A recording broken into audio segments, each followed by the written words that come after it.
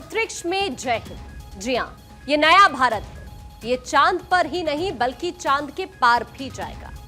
इसी यकीन के साथ आज देश पहला राष्ट्रीय अंतरिक्ष दिवस मना रहा है। आज ही के दिन पिछले साल भारत ने कीर्तिमान बनाया था। 23 अगस्त 2023 को चंद्रमा के साउथ पोल पर उतरने वाला भारत दुनिया का पहला देश बन गया। इसी कीर्तिमान की याद में पीएम मोदी ने पिछले साल ही राष्ट्रीय अंतरिक्ष दिवस मनाने का ऐलान कर दिया था। India is on the moon. 23 अगस्त को जब भारत ने चंद्रमा पर तिरंगा फहराया, उस दिन को अब नेशनल स्पेस डे के रूप में मनाया जाएगा। मंगलयान की सफलता ने, चंद्रयान की सफलता ने, गगनयान की तैयारी ने देश की युवा पीढ़ी को एक नया मिजाज दे दिया है। 23 अगस्त 2023 ये वो तारीख है जो अंतरिक्ष के इतिहास में सदा सदा के लिए अमर हो गई है। हम दूर से चांद को निहारा करते थे, चंदा मामा दूर के कहा करते थे, मगर नया भारत अलग है। अब हमें चांद को निहारने भर से संतुष्टि नहीं मिलती। हम चांद पर तिरंगा तो पिछले साल ही फहरा चुके हैं। अब बारी है चांद पर चहलकदमी करने की। अब वो दिन दूर नहीं जब हम चांद की मिट्टी लेकर यहां आएंगे। तैयारियां लगभग पूरी हो चुकी हैं, लेकिन चंद्रमा पर हम यूं ही नहीं पहुंच गए थे। इसके लिए 3 कोशिशें करनी पड़ी थी। आपको बताते हैं उन कोशिशों के बारे में। पहले 2008 के बारे में आपको बताते हैं। चंद्रयान 1 की हम बात कर रहे हैं। कुछ ग्राफिक्स आपको दिखाते हैं और ग्राफिक्स के जरिए हम आपको ये बताने की कोशिश करते हैं। ये देखिए, ये इस वक्त हम आपको स्क्रीन पर दिखा रहे हैं चंद्रयान 1 के बारे में। 2008 के बारे में हम आपको बता रहे हैं। चांद पर पानी ढूंढा। उसके बाद 2019 में चंद्रयान 2 चांद के करीब पहुंचे, लैंडिंग नहीं हो पाई थी। 2023 में चंद्रयान 3 चंद्रमा के दक्षिणी ध्रुव पर सफल लैंडिंग कराई और इसी के साथ भारत ने इतिहास रच दिया। चांद पर सबसे बड़ी सफलता 23 अगस्त 2023 को मिली। इसी दिन को हम नेशनल स्पेस डे के रूप में मना रहे हैं। आज इसकी पहली वर्षगांठ है। अंतरिक्ष की अनंत दुनिया में भारत अभी लंबा सफर तय करेगा। इसके लिए इसरो पूरी तत्परता के साथ जुटा है। पिछले साल जो सफलता हमने हासिल की है, उसकी प्रेरणा से हम निरंतर आगे बढ़ रहे हैं।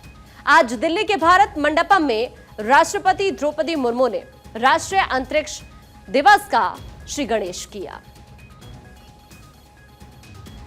Union Minister Dr. Jitendra Singh and Chairman ISRO Dr. Somnath accompanying the Honorable President and explaining to her the various exhibits. This showcases the achievements of our scientists.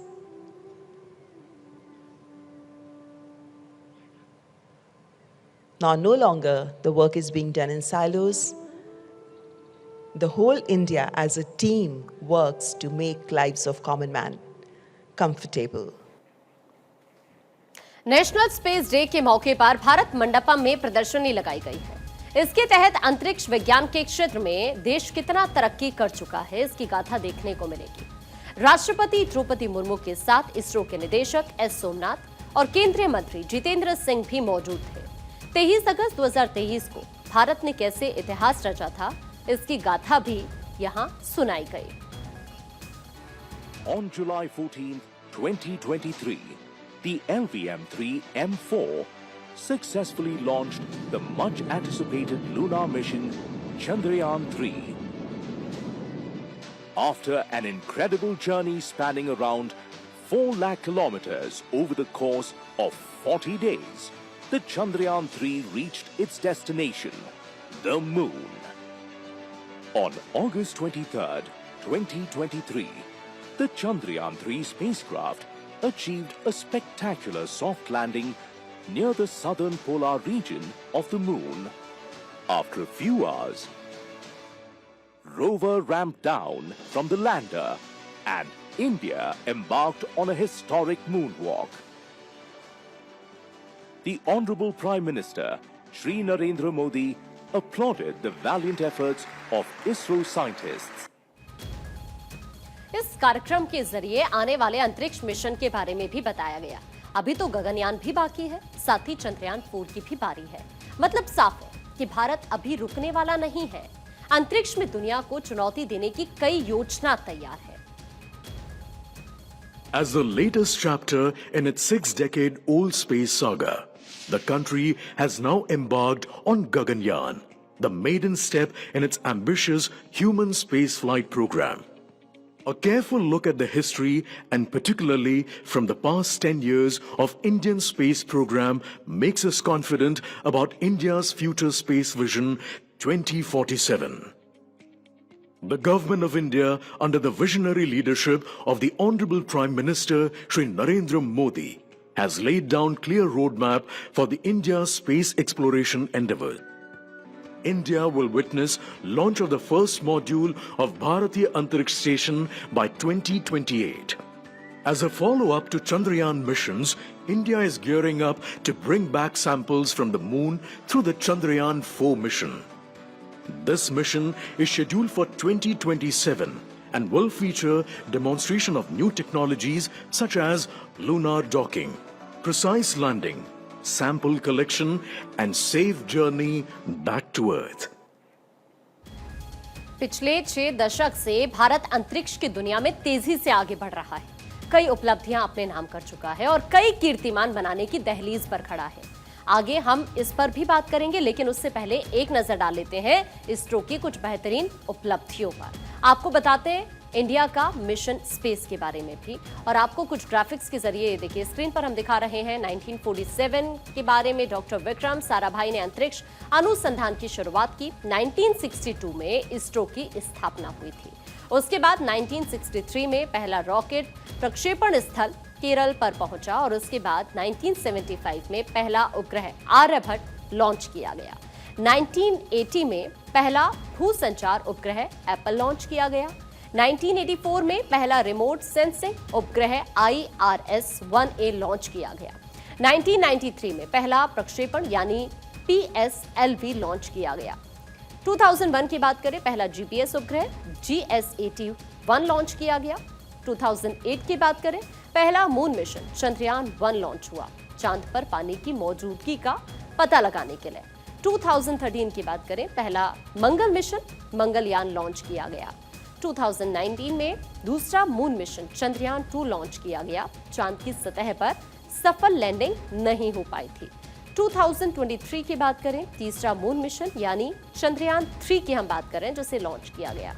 चांद के दक्षिणी ध्रुव पर सफल लैंडिंग कराई गई। दक्षिणी ध्रुव पर उतरने वाला पहला देश भारत बना। 2023 में 2 सितंबर को आदित्य L1 की लॉन्चिंग हुई। तो इस तरह से अभी तक इंडिया के जो मिशन स्पेस रहे हैं उनके बारे में हम आपको बता रहे हैं।